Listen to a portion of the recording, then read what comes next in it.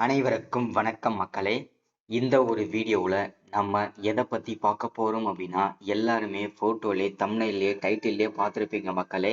ஆமாங்க, இந்த 3 வகை ரேஷன் அட்டை வைத்திருக்கக்கூடிய, அதாவது குறிப்பாக இந்த வறுமை கோட்டிற்கு கீழ் இருக்கக்கூடிய என்பி, ஹெச்ஹெச்பி, ஹெச்ஹெச்ஏஏஒய் இந்த 3 வகை ரேஷன் அட்டை வைத்திருக்கக்கூடிய அனைத்து குடும்ப தலைவிகளுக்கும் மாதம் மாதம் உதவித்தொகையாக இனிமேல் 4000 ரூபாய் கிடைக்க போகிறது.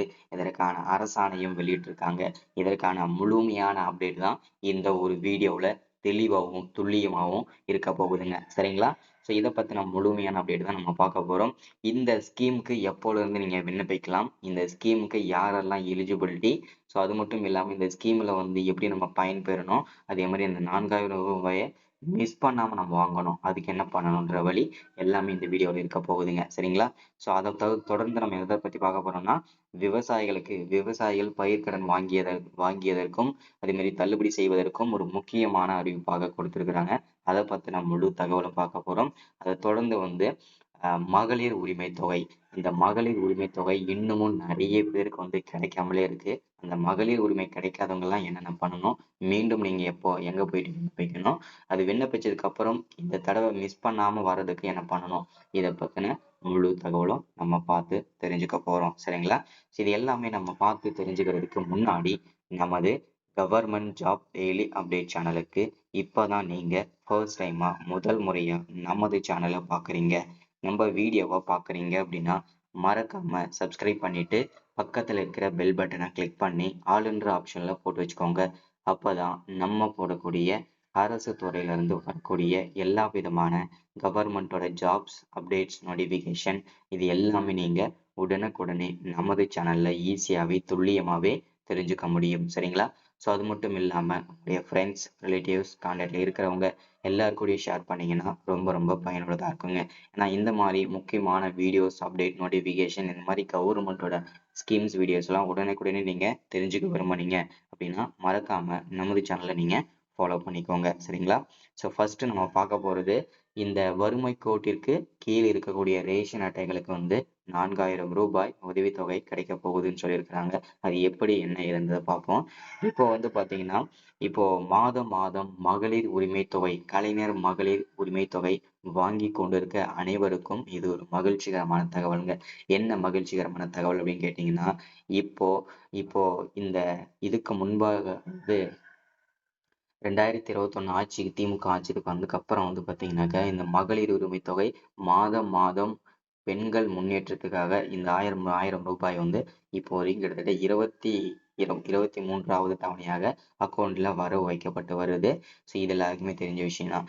இதை வந்து மீண்டும் ஊக்கப்படுத்தணும் அப்படின்றதுக்காக இப்போ 2026ஆம் ஆண்டுக்கான தேர்தல் வாக்குறுதியில இப்போ இந்த மகளிர் உரிமை தொகை திட்டத்தை நாங்க மீண்டும் விரைவுபடுத்துவோம், அதாவது பெருசுபடுத்தணும்னு சொல்லி, ஸோ அதை வந்து பாத்தீங்கன்னாக்கா 1000 ரூபாயிலிருந்து 4000 ரூபாயாக உயர்த்தி 4000 ரூபாய் உதவித்தொகையாக மாதம் மாதம் வழங்க போறாங்க. ஸோ இதற்கான அப்டேட் வந்து நமக்கு கிடைச்சிருக்குது. ஸோ இது வந்து அஃபிஷியலா வந்திருக்கிற ஒரு முக்கிய தகவல் தாங்க. ஸோ இந்த ஸ்கீம் எல்லாம் எல்லாருமே பயன்பெற போறீங்க.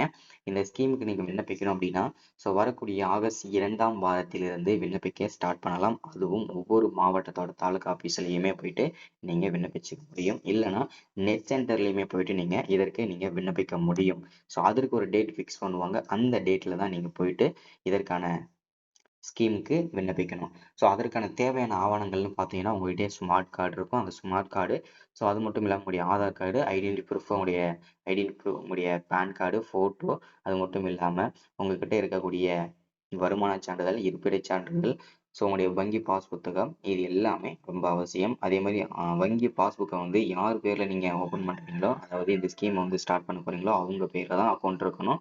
அவங்க பேரில் தான் பாஸ்புக் இருக்கணும். அவங்க பேரில் ஆதார் வந்து அப்டேட்ல இருக்கணும், மொபைல் நம்பர் அப்டேட்ல இருக்கணும். இதெல்லாம் ரொம்ப அவசியங்க. இதெல்லாம் கண்டிப்பா இருந்தாதான் உங்களுக்கு இந்த 4000 ரூபாய், ஆயிரம் ரூபாய்கள் கிடைக்கிறதுக்கு வாய்ப்புகள் இருக்கு. ஸோ இதை தொடர்ந்து வந்து மகளிர் உரிமை தொகை இது வரைக்கும் பார்த்தீங்கன்னா 1000 ரூபாய், இப்போ வந்து ஆயிரம் ரூபாய் வந்து வாங்கிட்டு இருக்கவங்களுக்கு இந்த ஸ்கீம் அப்டேட் பண்ணிட்டாங்க.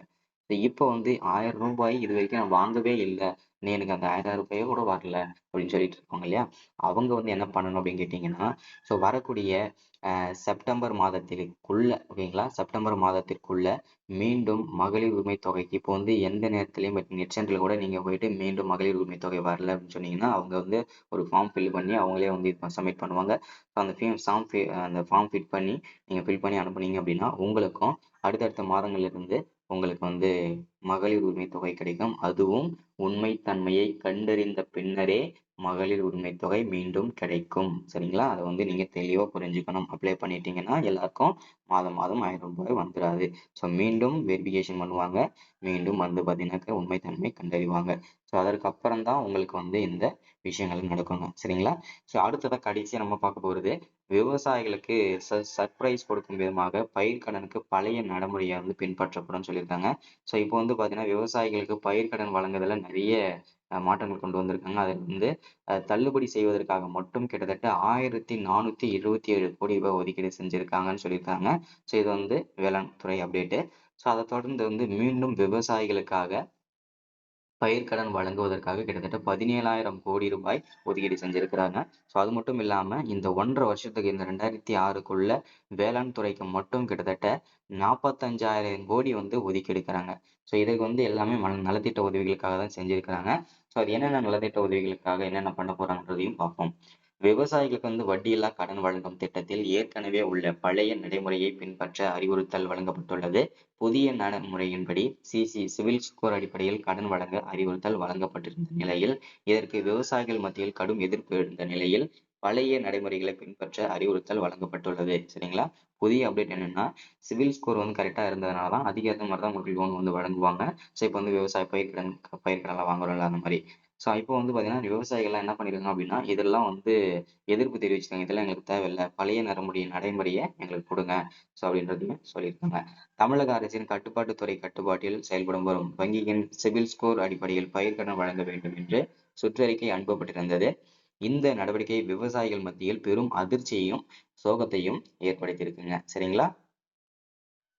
விவசாயிகளுக்கு சிவில் ஸ்கோர் அடிப்படையில் கடன் என்ற அறிவிப்பை கடுமையாக நெருக்கடியை உருவாக்கும். இந்த திட்டத்தை உடனடியாக திரும்பப் பெற நடவடிக்கை எடுக்க வேண்டும் என்று அரசியல் கட்சியினர் பலரும் கண்டனம் தெரிவித்து வந்தனர். இந்த நிலையில் கூட்டுறவு வங்கிகள் சிவில் ஸ்கோர் அடிப்படையில் விவசாயிகளுக்கு கடன் வழங்க அறிவு நிலுவை இல்லை என்பதை உறுதி செய்ய மட்டுமே சிவில் ஸ்கோர் பயன்படுத்தப்படும் என்று தெரிவிக்கப்பட்டிருந்தது அப்படின்றதையும் தெரிவிச்சிருக்காங்க. சரிங்களா?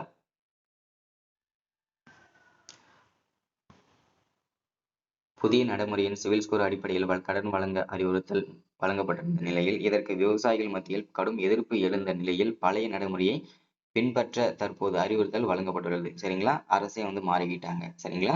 ஸோ இதுதான் ரொம்ப மகிழ்ச்சிகரமான தகவல். இது குறித்து தமிழக அரசு வெளியிட்டுள்ள அறிவிப்பில் கூறியது என்னன்னா கால்நடை வளர்ப்பு பராமரிப்பு மற்றும் தொடர்புடைய இதர பணிகளுக்கு வழங்கப்படும் கடன்களுக்கு வழிகாட்டு நெறிமுறைகள் மற்றும் இதர பணிகளுக்கு வழங்கப்படும் கடன்களுக்கு வழிகா நெறிமுறைகள் அறிவுகள் வழங்கப்படுகின்றன அப்படின்றதையும் எல்லா அப்டேட்டுமே கொடுத்துருக்காங்க. சரிங்களா?